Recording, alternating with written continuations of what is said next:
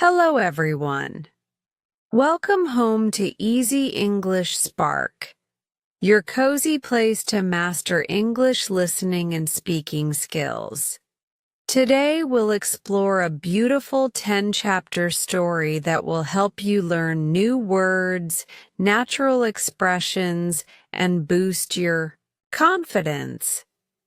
We'll meet a millwright and a traveler, unravel a winter's mystery in the judge's chamber, and discover lessons on kindness and generosity along the way.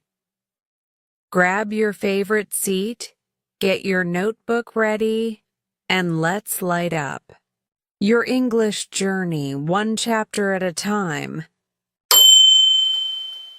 Chapter 1: The Stoic Millwright. In the little village of Pine Brook, before the sun crested the distant pines, I invite you to picture a low, slate-roofed building perched at the bend of a narrow cobblestone lane. This is Rowan's Mill, and inside stands Corwin Stone, a man whose face is carved from granite and whose voice carries the chill of winter air. Corwin is the millwright, the man who turns grain into the softest, most fragrant loaves in the valley. But he is no jovial craftsman. He does not whistle as he works, nor does he offer a friendly nod to the villagers who pass. Each morning, at the first hint of gray light, Corwin slips on his heavy woolen smock and ties a leather apron around his waist. The air in the mill is cold. Frost glitters on the wooden beams overhead, and the stone floor feels unforgiving beneath his boots. Still, he sets to kneading dough, his strong hands moving with precise, practiced rhythm.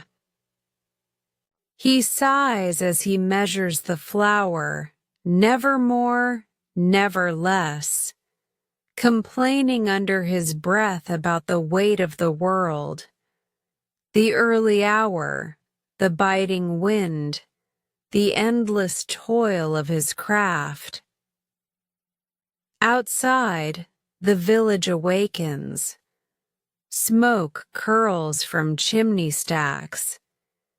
A dog barks in the distance, and all the while, through the mill's small window panes, a golden glow begins to glow from the ovens, the promise of warmth and nourishment. With each loaf that emerges, its crust crackling as it cools, a heady aroma drifts beyond the mill door. It curls around corners, floats along the road, and seeps into every crevice of Pine Brook. Now, imagine yourself standing outside Rowan's Mill, just beyond the threshold. You draw in a deep breath. The scent is honeyed and yeasty, like sunlight, pressed between your palms. You close your eyes for a moment, savoring that fleeting joy. Yet Corwin sees you there and feels none of your delight. He sees only a thief at his window. In his mind, every breath you take is bread stolen, every happy sigh a profit lost. So in this opening hour, I ask you to hold the image of the millwright, stern and solitary, his workshop alive with warmth, but his heart constricted by suspicion. He guards his recipes and his commerce the way a watchman guards a fortress gate. And as the village stirs to life on that crisp morning, the stage is set for the conflict to come between the man who claims every scrap of value in his wares and the villagers who merely wish to taste the simple pleasure of a fresh-baked loaf, even if only through the air they breathe. Chapter 2. The Fragrant Temptation. Before we step inside, pause for a moment and breathe deeply. Imagine that sweet, comforting scent of warm bread wafting through the crisp morning air. A fragrance so inviting it seems almost to beckon you by name. That is the magic radiating from Rowan's mill.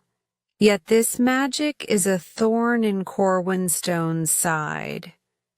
In this chapter, we explore how temptation takes shape, not in the form of gold or merchandise, but as an invisible, irresistible feast for the senses.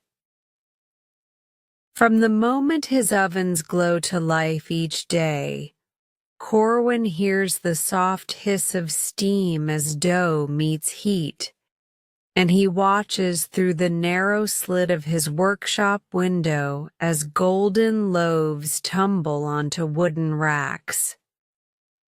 He pats each one with exacting care, judging the rise of the crust, the tone of its brown, the crackle as it cools. Yet for all his craftsmanship, his heart remains as chilly as the wind outside, for he sees only loss in the air. One by one, villagers draw near. The baker's tale is not one of simple supply and demand. It is a living ballet of scent and desire. At dawn, Mrs. Larkin, the school teacher, pauses at the door to inhale so deeply her eyes flutter.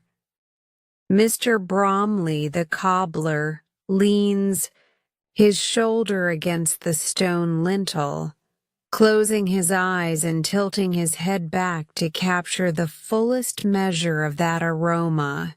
Even children on their way to fetch water from the well stop for a fleeting moment, giggling as the fragrance tickles their nostrils, and scurry off with a lighter step. Corwin, inside the mill, spies these interlopers and scowls. "They are thieves," he mutters, wiping flour from his hands onto his apron. "They take my craftsmanship for free." He pictures each inhalation as a coin slipping through his fingers.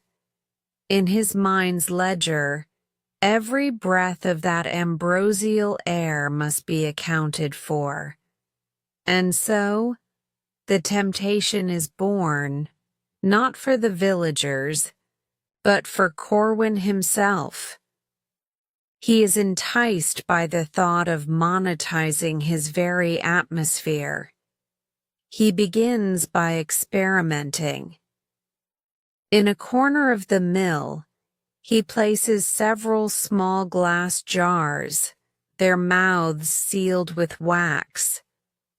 He furrows his brow as he kneads dough for a special batch, taking extra care to infuse each loaf with cinnamon and honey. Then, just as the first loaf begins to cool, he raises the jars to the bread, hoping the steam will carry that delicate perfume inside. Day after day, he repeats the process. Morning, noon, and even into the late afternoon. He scribbles notes in a leather-bound journal. Jar A, too much hearth smoke. Jar B, perfect balance of yeast and warmth. Jar C, overpowering sweetness. Meanwhile, outside, the villagers grow curious.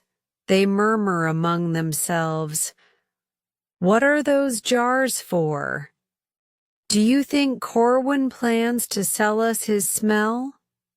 A few brave souls edge closer, but Corwin slams the workshop door before they can peek. His obsession deepens. He dreams of displaying these vials in a neat row on a shelf behind his counter, each labeled with a price tag. A whiff for a penny, he imagines. 2 whiffs for 3. The thought sends a shiver through him, equal parts excitement and unease. Yet despite his efforts, the jars promise more than they deliver. Some hold the scent of burnt crust, others capture only stale humidity. Frustration knits his brow, and he mutters curses under his breath. He has mastered the art of bread. Why can he not master the art of scent? Night after night, he lies, awake on his sparse cot, haunted by the memory of Mrs. Larkin's contented sigh or the children's bright laughter as they linger outside his door. He realizes with a pang of envy that they possess something he cannot price or control. The ability to revel in simple joy. By the end of the chapter, Corwin's workshop is both a laboratory and a prison. Glass shards litter the workbench, and his journal brims with entries marked fail, almost, too weak, too strong. Yet among the failures, a glimmer of success appears. Jar D. On an impulse, he uncorks it and inhales. For a heartbeat, the room fills with the purest essence of fresh-baked bread, warm, honeyed, alive. His eyes close, and for a moment, Corwin Stone is tempted not to sell this vial, but to keep it for himself, to savor in secret. And in that moment of weakness, we glimpse the heart of his conflict, the desire to monetize wonder, and the realization that some treasures, like the fragrance of bread, are meant to be shared, to bring comfort and delight free of charge. The temptation tests Corwin's resolve, and as the jars stand silently on the shelf, we wait to see whether his ambition or his humanity will prevail. Chapter 3. Dreams in a Bottle. On the morning after his first fleeting success with Jar D, Corwin Stone awoke before dawn, heart pounding with a mixture of triumph and unease. He lay for a moment in the thin confines of his cot, the cold wooden floorboards beneath him reminding him of how little he truly owned. and how mighty his new idea felt. If I can capture the perfect aroma, he thought, then I can turn every breath into gold. Rising silently so as not to wake the few apprentices who still slept on straw pallets in the corner, Corwin donned his smock and slipped outside. The world was hushed. A pale light streaked the eastern sky. His breath came in little clouds as he crossed the courtyard, past the old oak where the blacksmith's bell tinkled at the first rooster's crow. He entered the mill without a sound, the heavy door closing behind him with a soft click. Inside, warmth from the still glowing ovens was a welcome balm to the chill. Corwin paused in the center of the great milling room, inhaling deeply. That familiar tapestry of smells, earthy wheat, flickering embers, honeyed sweetness, filled him with both pride and longing. Before, he had fashioned bread to feed bodies. Now, he envisioned fashioning fragrance to feed hearts, and his own coffers. He approached his workbench, where rows of empty glass jars stood eagerly waiting. Their smooth surfaces glinted in the lamplight as though they too anticipated being filled with something priceless. Corwin selected jar D, the one that had held the ideal scent yesterday, and set it gently on a velvet cloth. He lit a small lantern, adjusted its wick, and trimmed away excess smoke. Then he set to work. First, he prepared a new batch of dough, kneading an extra measure of the finest barley flour and infusing it with a drop of orange blossom water, an experimental flourish intended to deepen the bouquet. He dusted the wooden work surface with flour, his fingers moving deftly as a sculptor's. With every press and fold, the dough grew elastic and warm. He let it rest, covered by a linen cloth, while he stoked the fire and checked the jars for tight seals. Once the dough rose to a perfect dome, he slid it into the oven. The fire crackled, and a ribbon of steam curled from the loaf's crust as it baked. Corwin watched the thermometer's needle climb, judging the exact moment when the eye chambers of the oven would yield the finest fragrance. This was alchemy, transforming simple ingredients, flour, water, yeast, into an invisible treasure. When the loaf emerged, golden and singing with steam, Corwin placed it on a rack and let the crust cool for exactly 2 minutes and 37 seconds, a time he calculated to maximize aromatic potency. Then he uncorked jar D and positioned it upside down above the loaf, pausing to steady his breath. A soft sigh escaped him as the steam rose into the glass, swirling in gentle vortices before dissipating into stillness. He replaced the waxed stopper, sealed it with fresh beeswax, and wiped the jar clean. At that moment, he saw droplets of condensation on the inside of the jar's neck, promising concentration. He gave the jar a gentle shake and held it to his ear. A faint hiss, barely audible, spoke of trapped warmth.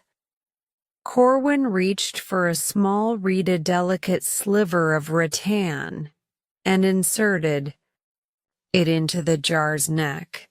He drew in a cautious breath through the reed, expecting divine delight.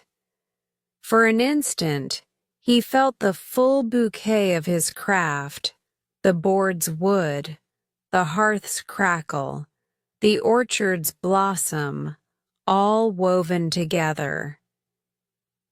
Then disappointment.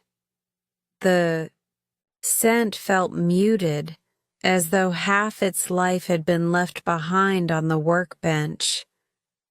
Fury rose in him. Back to the drawing board, he muttered. He lined up 5 more jars, A through E, and assigned each a different variation. Extra cinnamon here, a hint of rosemary there, even a drop of vanilla in the next. He annotated each variation in his leather journal with meticulous detail. Time in oven, distance of jar from loaf, ambient humidity, method of sealing. The morning slipped into afternoon as he moved from jar to jar, testing, sniffing, labeling, discarding.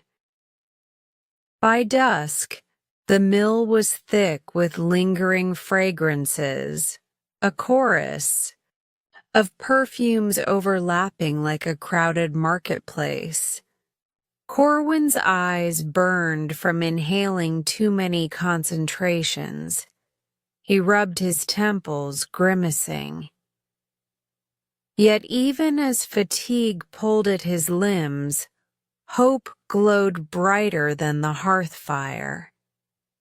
He believed that somewhere amid the failures lay the perfect formula. Last, as the sun dipped below the horizon and the mill's lamps cast long shadows, Corwin paused before his row of jars. He removed the stoppers one by one, inhaling each in turn. Some tasted of ash and bitterness.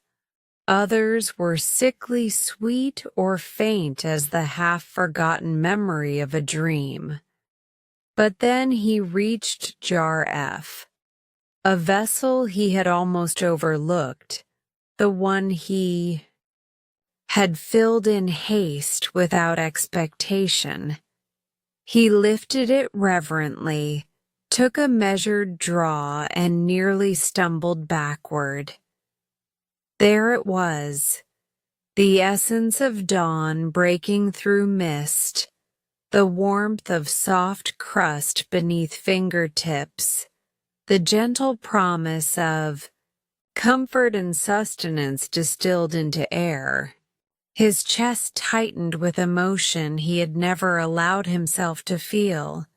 Astonishment, joy, a hint of pride untainted by greed. For a single, shimmering heartbeat, Corwin Stone beheld the dream he had chased. A fragrance so full of life it could awaken hope in any heart. And as he stood there, the faint chime of the mill's bell marking the close of another day, Corwin understood that the dream he sought to bottle was not for sale alone. It was the very breath of wonder itself. Chapter 4. A Hungry Stranger. Before the first light of dawn faded into morning, The wail of a distant horn echoed down Pinebrook's winding lanes, a herald of travelers or merchants arriving from beyond the hills. But on this particular morning, the sound was neither troubling nor welcome to Corwin Stone. He was too absorbed in his jars of bottled fragrance. Still, as he stood by the window of Rowan's mill, his gaze followed the outline of a solitary figure making its slow way toward the mill door. This stranger was unlike the usual villagers who drifted by for a whiff of Corwin's wares. He bore a knapsack slung over one shoulder and wore a cloak so weathered that patches of brown and gray spliced it into a mosaic of age. His boots, caked with mud from the high moorland paths, thudded softly on the cobblestones, and his shoulders, hunched against the morning chill. Yet he walked with a steady determination, as if guided by a single, urgent purpose. Inside the mill, Corwin's apprentice, young Thomas, peered through the shuttered window and murmured, "Master Stone, a traveler, approaches. Shall I open the door?" Corwin did not answer at once. His eyes narrowed at the stranger's silhouette. To Corwin, every outsider was a potential liability, a nose unlicensed to savor his scent. Still, curiosity overcame suspicion. He nodded curtly, and Thomas moved to unbar the door. As the door creaked open, a swirl of mist followed the stranger into the warm glow of the mill's lamplit interior. He stopped just inside the threshold, lifting his chin as though tasting the very air. For a long moment, he did nothing but inhale. The aroma of fresh-baked bread, honeyed wheat, and a faint hint of orange blossom enveloped him, and his eyes closed in silent appreciation. He looked almost at peace, as if the fragrance had washed away the weariness of a long journey. Corwin watched from the hearth shadow, arms folded and jaw clenched. "State your business," he said, his voice low and brittle. The stranger opened his eyes and regarded Corwin with calm, clear interest. When he spoke, his voice was soft but resonant. "My name is Arlen Gray. I have walked many leagues since sunrise to find a loaf of bread so renowned that its smell rides the wind like a promise of hope. I come not to buy jars of scent, but to taste the real thing." Corwin's lips curled into a tight line. "There is no loaf baked yet this morning, and I suspect you mean to steal my bread's fragrance for free." He stepped forward, the flicker of lamplight highlighting the sharp planes of his face. "You may smell all you want, but pay you shall if you even dare to lift a crumb from my shelf." Arlen Gray bowed his head slightly, acknowledging the millwright's words. "I have no coins to offer, Master Stone. My purse is empty, and yet my stomach yearns for sustenance." He paused, his glance shifting from Corwin to the racks of freshly baked loaves behind him. I am an itinerant minstrel, once full of song and laughter, but famine has stolen my voice and left me hollow. I beg only a single slice of bread, that I might sing again. Thomas watched the exchange with wide eyes.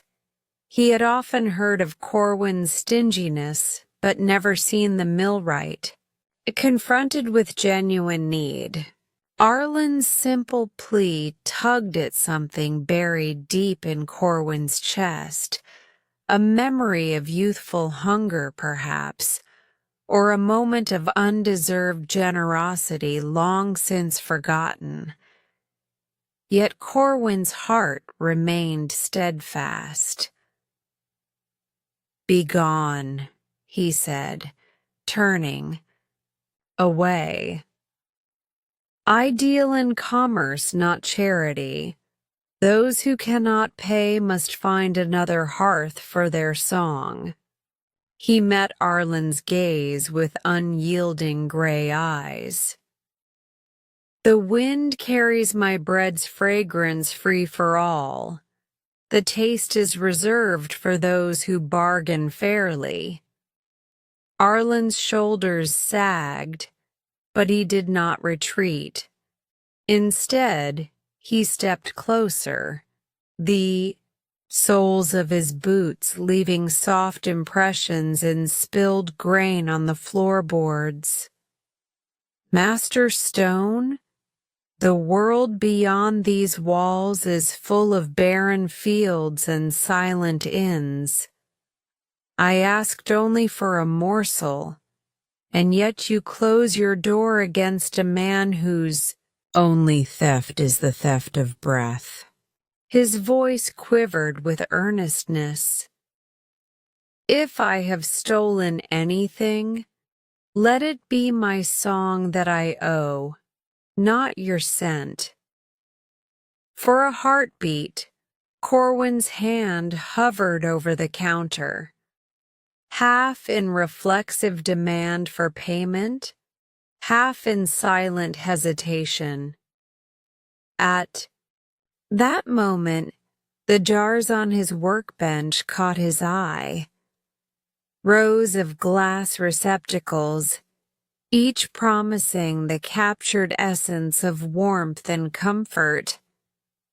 Would he, could he, place one of those jars into the stranger's hands as a substitute for bread? But pride held him fast. He drew a ragged breath and spoke with finality. "You will sit in the corner until the loaves have sold, and only then, if any remain, will you receive a slice. Until that time, you breathe this air at your own risk." He turned away and began, shuffling through empty jars as if the stranger were already forgotten. Arlen did not reply. He bowed his head and moved quietly to a corner beside the woodpile. There he sat, knees drawn to his chest, eyes closed once more. The smell of bread drifted around him like a benediction. In the hush that followed, all one could hear was the crackle of the hearth fire and the soft, steady breathing of the stranger who had dared to hope. And so the chapter closes on a tableau of contrast. The Millwright, proud and immovable as the stone walls around him, and the hungry stranger, driven by necessity and sustained by the invisible bounty of Corwin's work. In the confines of Rowan's mill, Their fates, once worlds apart, have become entwined, and the question lingers in the lamplit air. Which of them will bend first? Chapter 5. Confrontation at the Door. The moment Dawn's pale fingers brushed the rooftops of Pinebrook, Corwin Stone's temper was already smoldering. He had spent the pre-dawn hours testing his newest vials of bottled fragrance, but today a different scent filled the mill, a scent he did not control. Through the half-shuttered window, he saw the figure of Arlen Gray reclining in the corner by the woodpile, eyes closed, drinking deeply of that sweet, yeasty perfume without payment. Corwin dropped the small glass vial he held. It shattered on the floor with a high-pitched ping that echoed through the empty mill, and his shoulders stiffened. Flour dusted the air from the shock of the fall, drifting in motes like miniature snowflakes. For a heartbeat, Corwin said nothing. His jaw clamped, tight, nostrils flaring. He stared at the stranger as though he had intruded on something sacred. "Get up," Corwin barked at Arlen, his voice cracking the hush like thunder. The wanderer startled awake, blinking into the dim light, confusion etching his lean features. He rose slowly, brushing back damp strands of hair that had fallen across his forehead. Corwin stormed forward, boots thudding on the wooden floorboards. He planted himself between the stranger and the loaf-laden racks, arms wide as if to guard. "Every golden crust. You have been stealing from me every moment you've sat here," he said, voice low and dangerous. "You have taken my fragrance, my bread's very soul, without so much as a copper to your name. Explain yourself." Arlen straightened and put his hands in plain view, empty and honest. "Master Stone, I took no loaf, no crumb, only the air you set free. I asked for bread, but you refused. All I have done is breathe, and yet you treat me as a criminal." His tone was calm, mournful, not pleading. Corwin's gaze hardened. He leaned down and pointed at the traveler's worn boots, at the threadbare cloak that clung to his shoulders. "Your boots are mud, your cloak is torn, and your hunger is your own doing. Why should my labors pay for your mistakes? If you hunger for bread, you will pay for it, or you will beg on the streets outside." Arlen lifted his chin. "I will pay for what I take," he replied. "Show me the price, and I will give what I have." He uncurled his hand, revealing only a few tarnished pennies. Corwin eyed the coins with contempt. "That handful of coins is not for bread. It is for bottle caps and trinkets. You think this will satisfy me?" He reached into his apron pocket and pulled out a leather-bound ledger, its cover worn and edges curled. With a flourish, he flung it open, pages snapping. "Here," he said, jabbing a finger at the columns of numbers and whispered costs. "A loaf is 6 pennies, a slice is 2. For every breath you take inside this shop, I will count it as a slice. You owe me, stranger, and it will be paid." Arlen's face fell, but he did not shrink. He stepped forward, the soles of his boots scuffing the floor. "I am ready to settle any debt," he said quietly. "Only let me taste real bread. Let me sit at your table." Corwin slammed the ledger shut and shoved the stranger back toward the door. "No, you will not sully my table with your unclean hands and empty purse." His words came fast, clipped like the strike of an axe. "Leave now before I call the guard and have you thrown into the stocks for theft of air."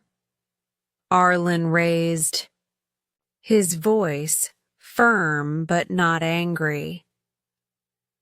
"I did not steal your air. Air is free, bread is sustenance. I beg only sustenance." His eyes shone with a fragile light, as though he were pleading for more than bread, perhaps for dignity. The mill's wooden door stood open behind Arlen, night's chill rolling in like a bitter wave. Corwin hesitated for a fraction of a second, that moment of uncertainty that betrays a man's conscience. But then he shook his head and stepped forward. In one swift motion, he grabbed the wanderer by the cloak at the nape of his neck. Arlen staggered but did not cry out. Corwin's grip was iron hard, the leather of the cloak creaking. "Out!" Corwin hissed, thrusting him toward the door. He marched the stranger across the threshold, letting the mill's warmth rush past them. Pale morning light revealed the fresh snowfall outside, crystals sparkling on rooftops and fence posts. Arlen stumbled into the snow, hands raised to steady himself. He looked back at Corwin, breathing clouds that dissolved into the blue sky. "I meant you no harm," he called softly. "I meant only to share in your craft." Corwin glared at him, jaw tight. "Then share this," he said, sweeping a hand down at the snow. "Stay here and freeze until you learn the value of honest coin." Arlen pressed his back against the mill door, shivering. His breath came in ragged puffs as he watched Corwin slide the bolt home, sealing him out. The cold sank into Arlen's bones, but even then his eyes never left the mill's little window. Smoke curled from the chimney, promising warmth and the smell of bread. Inside, Corwin returned to his bench and resumed his work. But now the air felt different, charged with something heavier than flour dust. He caught his own reflection in the polished surface of a glass jar, shoulders hunched, features hard. He wondered, for a fleeting instant, whether he had done the right thing. Outside, Arlen pressed his hand to the cool wood of the door, head bowed against the snowfall. The world around him was silent except for the soft hiss of frozen air. Yet within that hush lay the quiet conviction of a man who knew his own worth. He would not beg shamelessly, but neither would he yield his dignity for a crust of bread. As the chapter closes, morning sun breaks over Pinebrook's rooftops, casting shafts of light across the courtyard. Inside Rowan's mill, flour-dusted boards gleam, and the jars of bottled fragrance stand like sentinels. Outside, a lone figure in tattered cloak braves the snow, unmoving, unwavering. The confrontation at the door has ended, but the conflict between pride and compassion, commerce and charity, has only just begun. Chapter 6. Escort Through Snow. The morning light was cold and brilliant when Corwin Stone finally relented, yanking open the mill door to drag Arlen Gray into the biting air. The first flake of a gentle snowfall drifted down and settled on Arlen's cloak, and Corwin seized the edge of the fabric as though it were a lifeline to tether him. In that instant, beneath the gray vault of the winter sky, the millwright and the minstrel became unwilling companions on a journey through a world transformed by frost. Corwin's boots crunched through the fresh snow, each step leaving a crisp imprint that Arlen followed with cautious care. The path wound past the low cottages of Pinebrook, their thatched roofs drifting with white, smoke curling skyward from chimneys. Early risers peered through frost-rimmed windows, startled to see the pair, one tall and rigid, the other bent and silent, trudging toward the judge's house at the edge of town. No words were exchanged. Only the rasp of cold breath and the soft swish of wool against wool. At first, Corwin marched with the dogged purpose of a man who follows a map etched in his mind. Turn left at the blacksmith's forge, across the grain, mill, past the stone well, and then the judge's cottage would loom ahead like a beacon of authority. But as their boots sank deeper into drifts, his determination faltered. The wind whipped across the open green, biting at their cheeks, rattling the icicles that dangled from the mill's eaves. Even Corwin's stout woolen coat offered scant defense against the raw edge of winter. Arlen stumbled once, the hem of his cloak catching on a hidden stone. Corwin caught his arm, hard but not unkind. "Keep moving," he barked, more to himself than to the stranger. Yet his grip slackened slightly, as though the tension in his shoulders were thawing in the cold. They passed under the ancient oak where frost had glazed every twig in silver. Here, Corwin paused, glancing back at the mill, that now seemed a distant fortress of warmth. The jars of fragrance on his workbench were safe inside. But what of the loaf he had refused to share? He forced the thought from his mind and turned east again, where the judge's cottage, a whitewashed building with moss-stained shutters, stood like a lighthouse in the drifting gloom. Nightbirds circled above them, their calls muffled by the blanket of snow. When they reached the edge of town, the road narrowed to a winding track between frosted hedgerows. Here, Corwin's boots sank nearly ankle-deep, and he cursed under his breath. He glanced at Arlen, whose face was pale but determined. The young minstrel's cloak offered little protection, yet he lifted his chin as though the cold were an old friend rather than an enemy. Suddenly, the hush of snowfall was broken by Corwin's sharp intake of breath.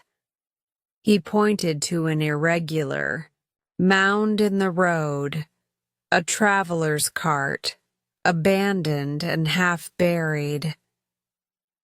"We must go around," he said, voice brittle. Taking a wide arc through knee-high drifts, they skirted the cart and pressed onward. Arlen stumbled again, and this time Corwin caught his cloak straps in both hands, hauling him upright. The millwright's breath puffed white in the air, nostrils flaring. After what felt like an eternity, a faint glow appeared in the distance. The lantern light of Judge Marisol Crane's cottage. Its windows glowed like warming embers, and smoke curled from the chimney in a lazy spiral. Relief flickered across Arlen's features. He stepped more quickly, boot prints weaving alongside Corwin's. Corwin hesitated at the gate, his jaw set. For all his anger and pride, he felt a curious tug at his conscience. He tightened his grip on Arlen's cloak one last time, then released it. "Remain here," he said, voice low. "Stand, and do not move until I return." Before Arlen could protest, Corwin squared his shoulders and pressed the gate latch shut with a clang that echoed through the silent night. Alone now, Corwin strode to the front door and rapped sharply. The hammering reverberated through the thick, wooden panels. Within moments, the door cracked open to reveal Judge Crane, her hair escaping from a carelessly knotted bun, a nightcap askew on her head. "Corwin Stone?" she asked in a voice still heavy with sleep. "At this hour?" "I've brought him," Corwin said, gesturing over his shoulder toward the gate. "The traveler who claims he's stolen my fragrances. I demand justice." Judge Crane blinked, leaning out into the cold. "Bring him around front." She closed the door behind Corwin in two swift motions and hurried to the side path that led past a lamppost. Its lantern cast a soft halo in the snow. There, framed by the warm glow, stood Arlen Gray, coat wrapped tight against the chill. And so, with the minstrel shivering under the lantern's light and Corwin standing rigid as stone. The tableau was set. Two men bound by conflict, illuminated by the late winter glow, their fates about to be decided within these frosted walls. The escort through snow had brought them here, together, at the threshold of judgment. Chapter 7. The Judge's Chamber. Warm light spilled from behind a thick oak door, painting the little entry hall in honeyed tones. As Corwin Stone stepped inside, the sharp sting of winter faded into the hush of rich tapestries and polished floorboards. Judge Marisol Crane, her nightcap slightly askew, slippers whispering on the rug, closed the door behind them with deliberate care. She ushered Corwin and Arlen into her private chamber, a room lined with bookshelves and warmed by a low-burning hearth. The chamber's walls were painted a deep forest green, and portraits of stern-faced judges of long ago gazed down through heavy gilded frames. A large window overlooking the snow-draped garden stood opposite the hearth. Thick velvet curtains had been pulled back, revealing frost patterns on the glass. A brass chandelier overhead held a ring of candles, their flames dancing as if welcoming these unexpected guests. "Please," Judge Crane said, motioning to a broad wooden table at the center of the room. The table's surface bore carved motifs of scales and quill pens. She slid into the high-backed chair at its head, brushing sparks from her robe. "We must be swift, though I confess I never anticipated a case of stolen air and reluctant generosity." Her lips curved into a wry half-smile as she drew a silver flask from the desk beside her and poured 3 small cups of spiced cider.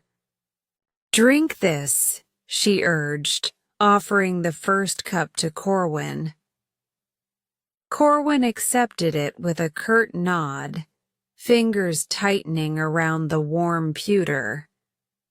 The cider's scent, cinnamon, clove, and a touch of orange peel, softened the Millwright's scowl, even if only for a moment. Arlen, still shivering, took the second cup, his gratitude evident in the way he cradled it between both hands, savoring the steam that rose to his face. The third cup Judge Crane kept for herself, sipping thoughtfully. She folded her hands on the table and cleared her throat. "Let us begin. Corwin Stone, state your claim against this man."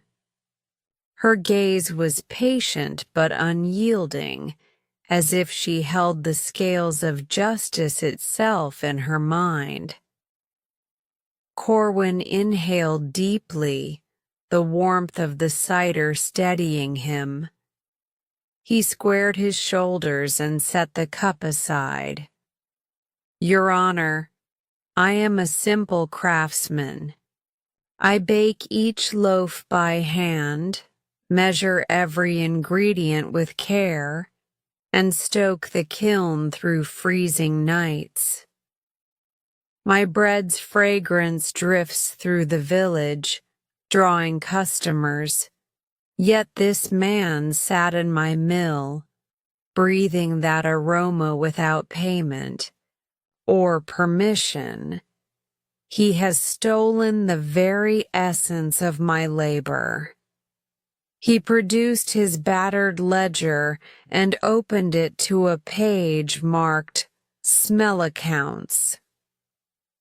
Columns of figures recorded the cost of bread, the number of mouths fed, and alongside, imagined costs for each breath taken inside the mill. "See here," Corwin said, tapping a crisp entry. 8 breaths at 2 pennies each. He owes 16 pence. He looked up, his gray eyes burning with conviction. "I demand restitution for the value I cannot otherwise sell." Judge Crane nodded, then turned her gaze to Arlen. "And you, Arlen Gray? What say you in your defense?" Arlen gathered his courage, rose from his chair, and faced the judge. His cloak was still dusted with snow, but his voice was steady. "Your Honor, I have traveled many miles on an empty stomach, guided here only by the promise of nourishment. I never asked to steal anything.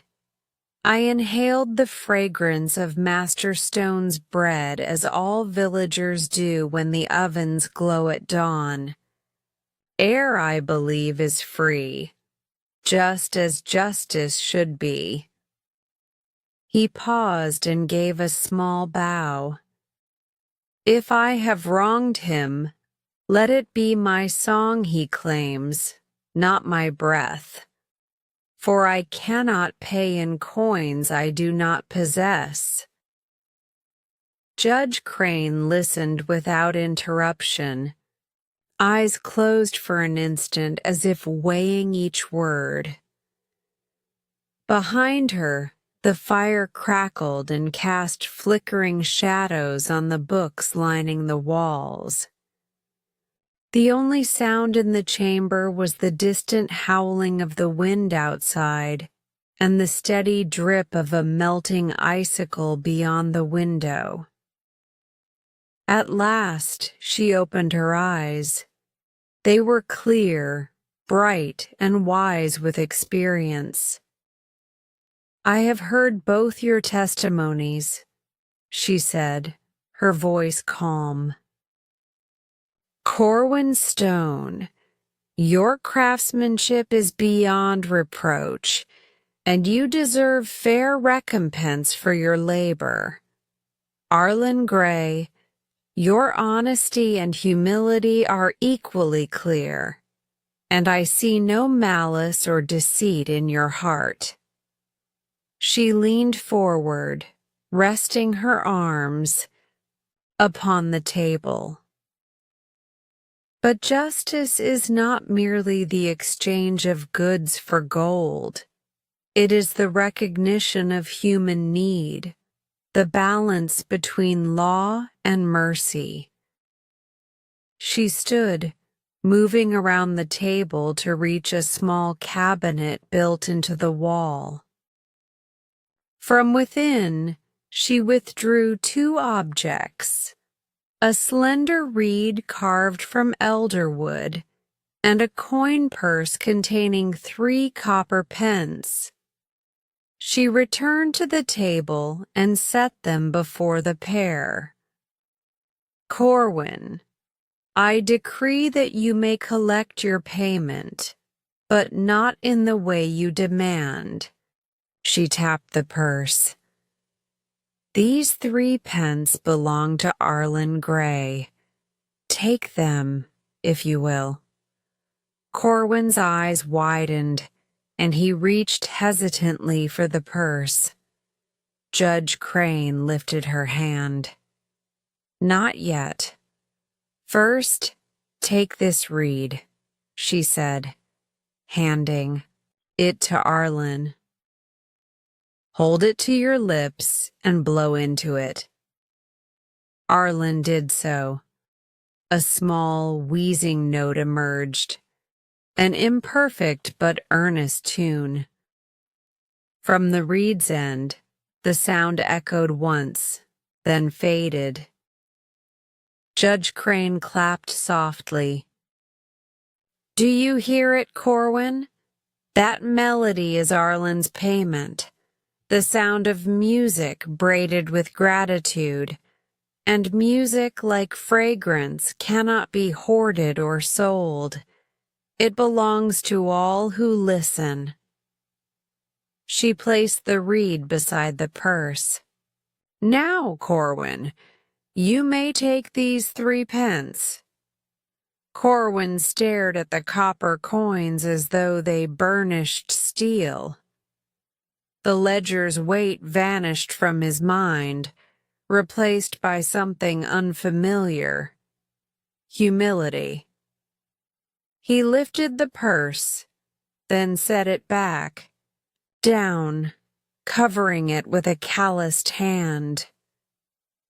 "Your Honor," he said quietly, I accept the spirit of your judgment." He inclined his head to Arlen. "Your song is payment enough." Judge Crane smiled. "Then let this be settled. Arlen, Gray is free to taste the bread he seeks, and Corwin Stone may return to his mill with renewed purpose. May this chamber remain a place of fair resolve and compassionate balance." As the candles flickered low, the 2 men exchanged a look of mutual respect. The judge tapped her gavel once, sealing her verdict in the hush of that noble chamber. Outside, the wind sobered. Inside, warmth and justice held sway. Chapter 7 closed with the promise that even the coldest conflicts can find resolution through wisdom, empathy, and the timeless harmony of law tempered by mercy. Chapter 8 Weighing Evidence.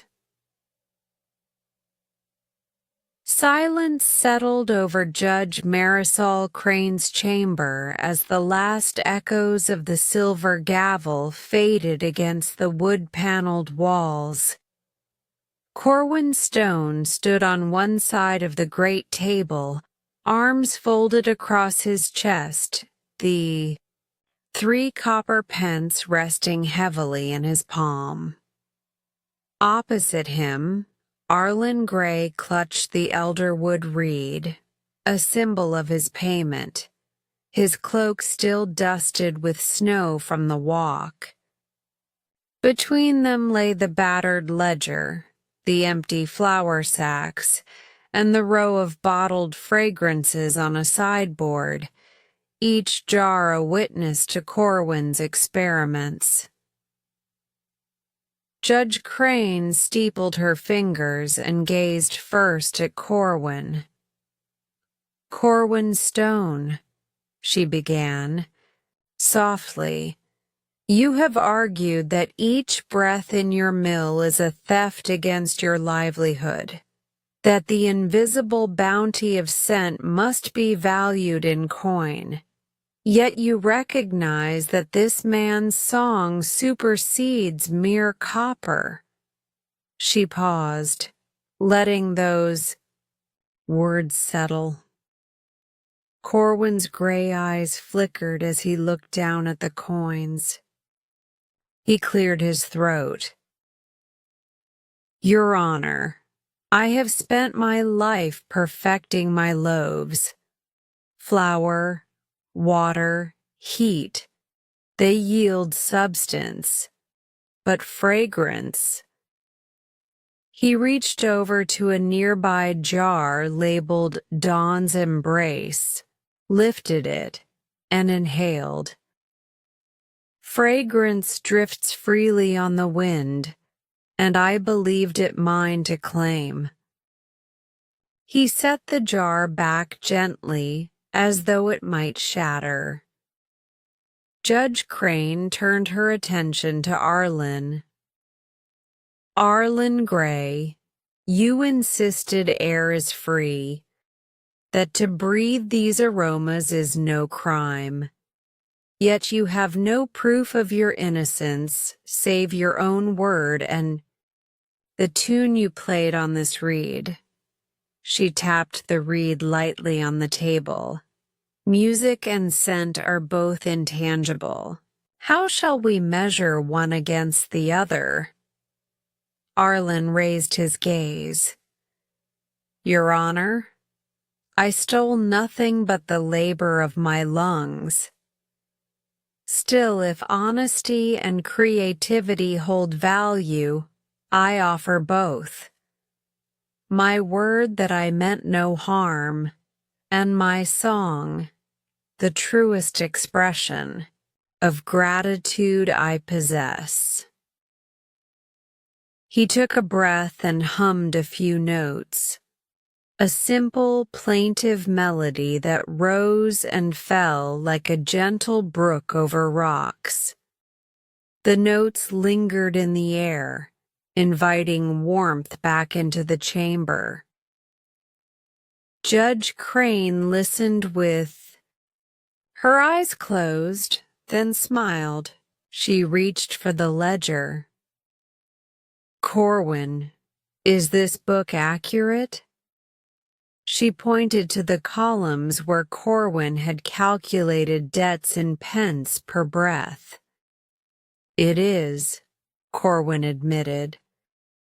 I recorded every sale of bread and estimated the value of the fragrance that accompanied it. She leafed to a blank page at the ledger's end.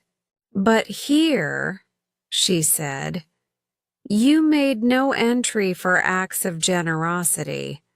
The loaves you gave when the baker before you fell ill, or when you fed the orphan children after the harvest festival. Corwin's jaw tightened. He swallowed. Those were different times, he said quietly. He faltered, then added, I did it because it felt right. Judge Crane regarded him kindly. Indeed.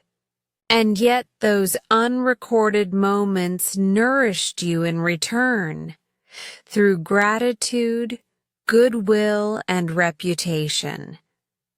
Likewise, Arlen's melody bears value far greater than any coin. She tapped the reed and the purse in turn. So here is how we weigh the evidence. The fragrance that drifted free from Corwin's ovens fulfilled many hearts. The melody offered by Arlen warmed many ears. Both, though unseen, moved the spirits of this village. She closed the ledger with a resounding thud. Corwin, you may keep your pence, but let them remind you that value is more than a number. Arlen, you may reclaim your reed, but let it remind you that true worth lies in sharing your song. She swept her hand across the table. This judgment stands. No further debt is owed on either side. A hush followed her proclamation. Corwin looked at Arlen, surprise softening his features. He extended the purse toward the minstrel, palms up. Arlen hesitated, then shook his head. Your Honor's decree is enough payment, he said, returning the reed to Corwin instead. If you wish, keep it as a token. Corwin accepted the reed with an awkward bow of his head. The two men exchanged a glance that carried more understanding than words ever could. Outside, the wind had stilled. Inside, the embers in the hearth glowed steady warmth. Judge Crane blew out one candle, then another, until only the firelight remained. "Let this chamber stand as witness to fairness tempered with compassion," she whispered. "Let it remind us that when we measure intangibles, trust, gratitude, joy, we must use scales finer than any coin." And with that, Chapter 8 closes. Evidence weighed and found in balance. Two men bound not by debt, but by shared respect, and a judge's wisdom that illuminated the true currency of the human heart. Chapter 9 A Surprising Verdict. The heavy tension that had settled over Judge Marisol Crane's chamber seemed almost tangible in the glow of the hearthlight. Corwin Stone stood rigid by the table, eyes downcast, still clutching the 3 copper pence that had once felt so precious.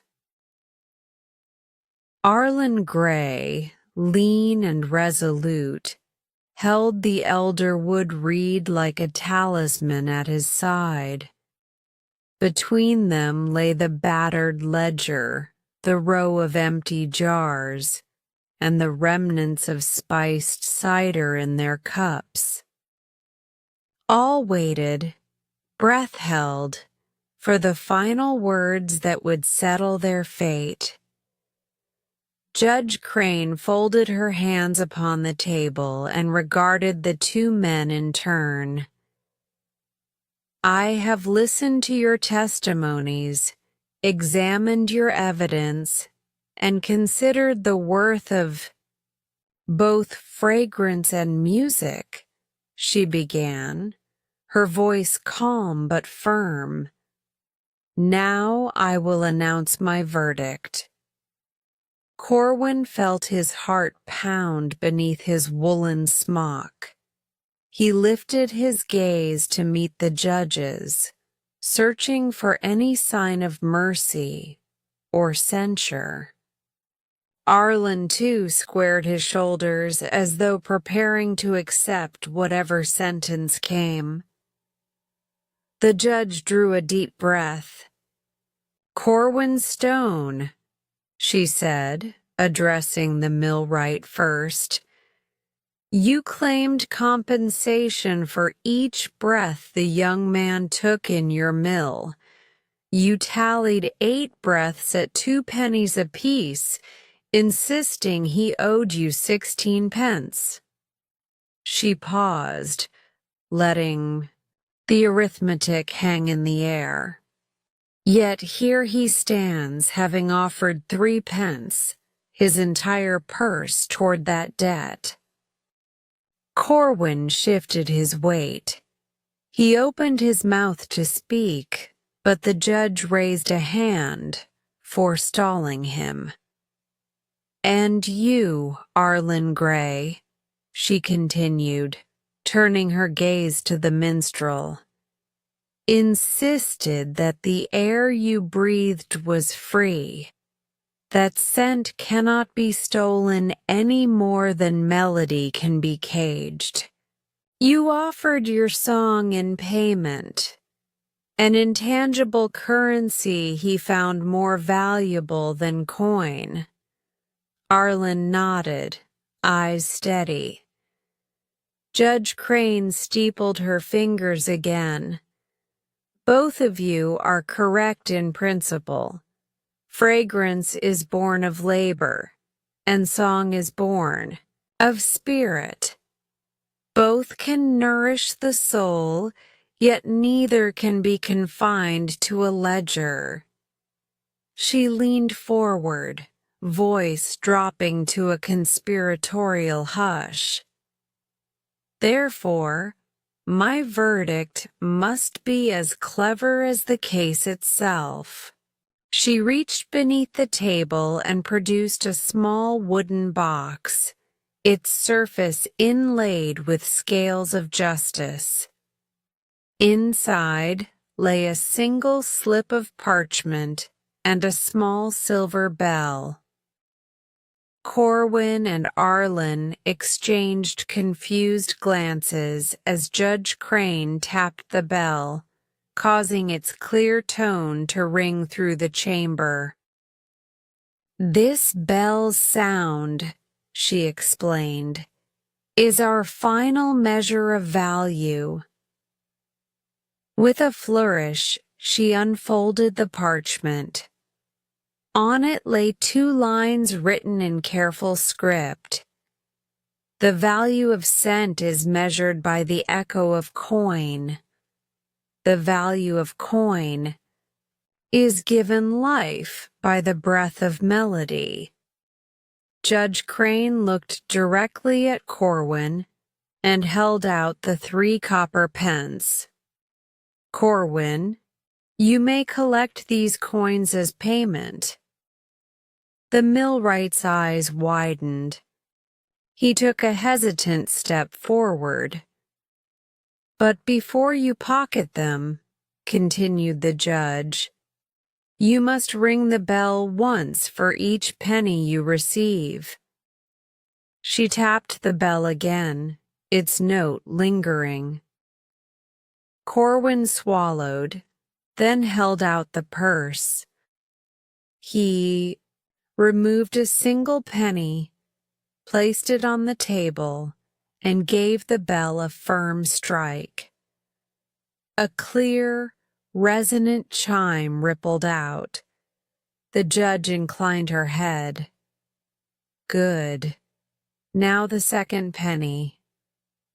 Corwin obeyed, setting down the coin and striking the bell again. Another tone, slightly more weighted now with expectation. "And the third?" she prompted.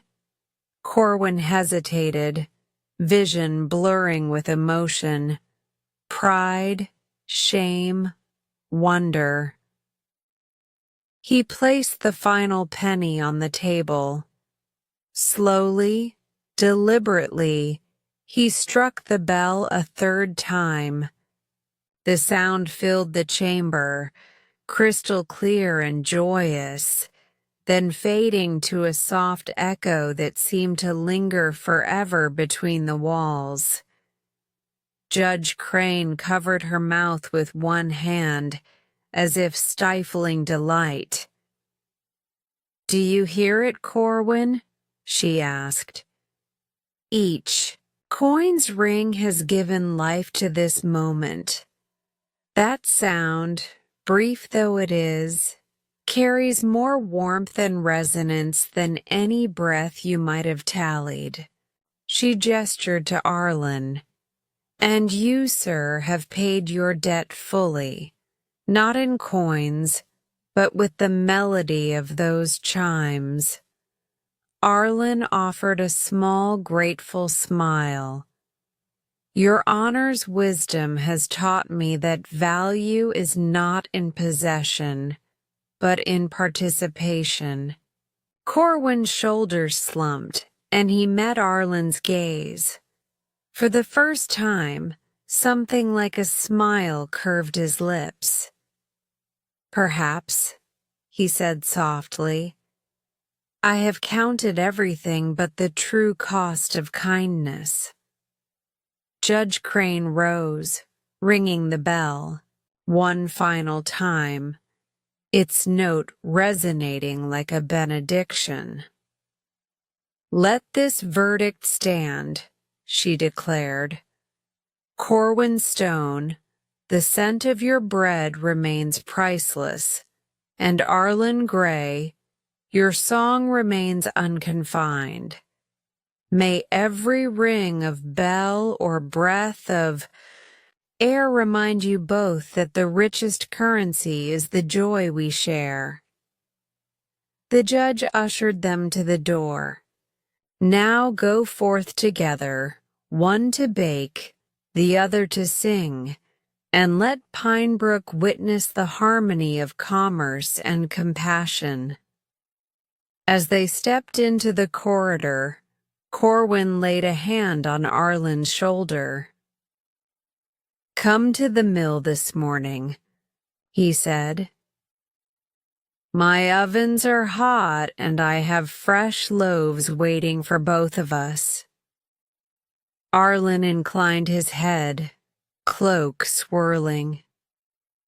"I would be honored," he replied. "And afterward, I will play my tune beneath your windows, so the whole village may taste both fragrance and melody."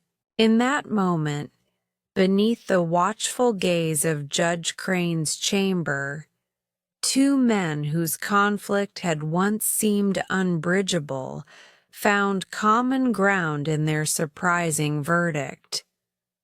The silver bell's echo lingered in their hearts, a reminder that true value is never locked away, but rings out in acts of generosity and shared humanity. Chapter 10. Lessons Learned. As the dawn's first light crept through the frost-edged window panes of Rowan's mill, a quiet stillness held the air, broken only by the soft crackle of embers in the hearth and the gentle stirring of two figures within. Corwin Stone stood by his workbench, brush in hand, dusting a fresh batch of flour from a cooling rack of loaves. Beside him, Arlen Gray tuned his elderwood reed, its worn surface gleaming softly in the morning glow. At last, their journey, one born of conflict and shaped by judgment, had reached its final chapter. Yet in this stillness, they discovered that endings often yield the richest beginnings. Compassion outlasts commerce. Corwin paused in his work and turned to Arlen, a loaf midway between oven and rack. He considered aloud, "I once believed that every whiff of scent was a coin unpaid, that my value lay only in measured weight and price.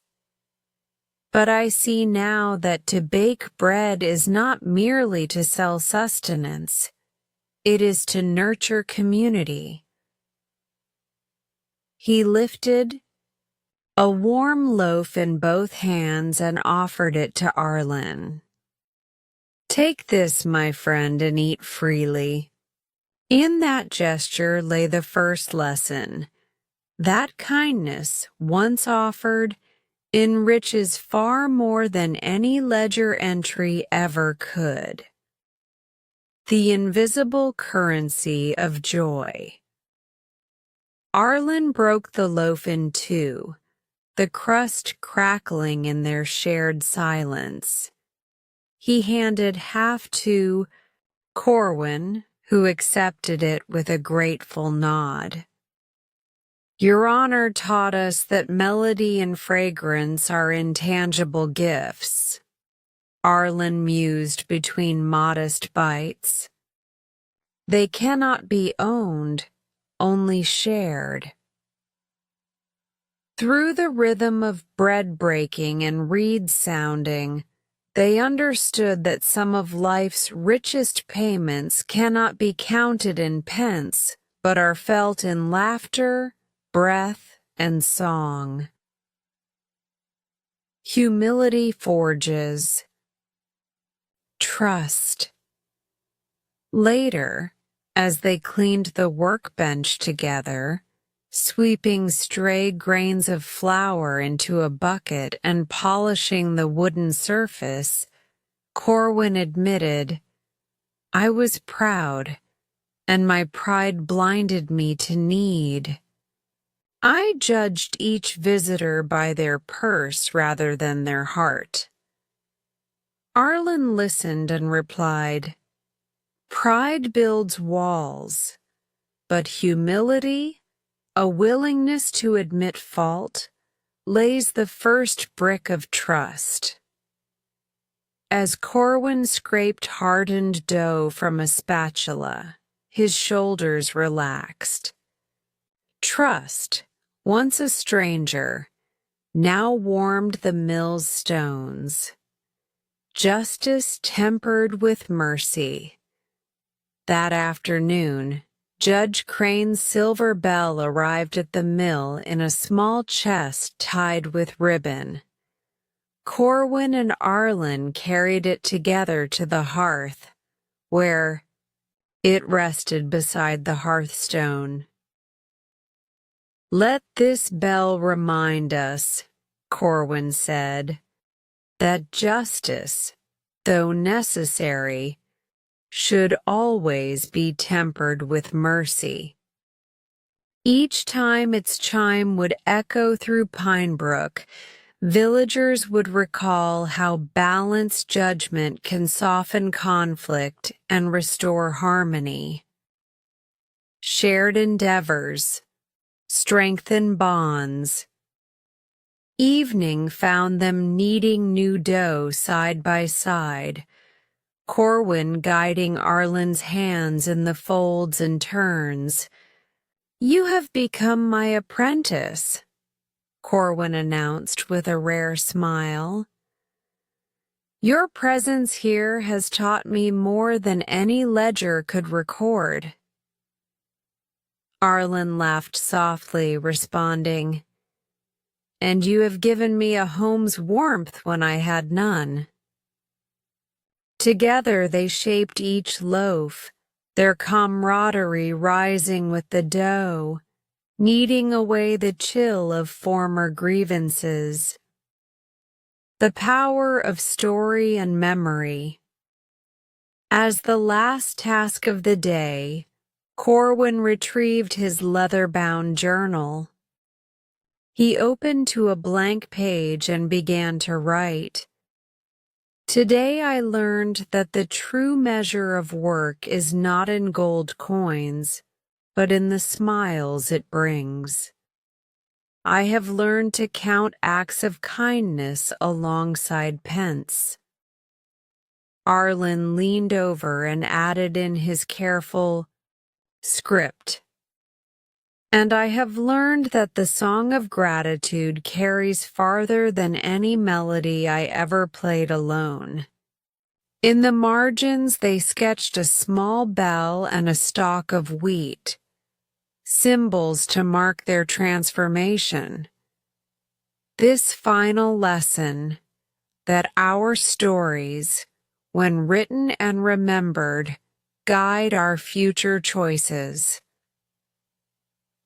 Generosity multiplies. Before the hearth's embers died, Corwin and Arlen filled a basket with freshly baked rolls and bottles of sealed fragrance. Corwin's perfected Dawn's embrace.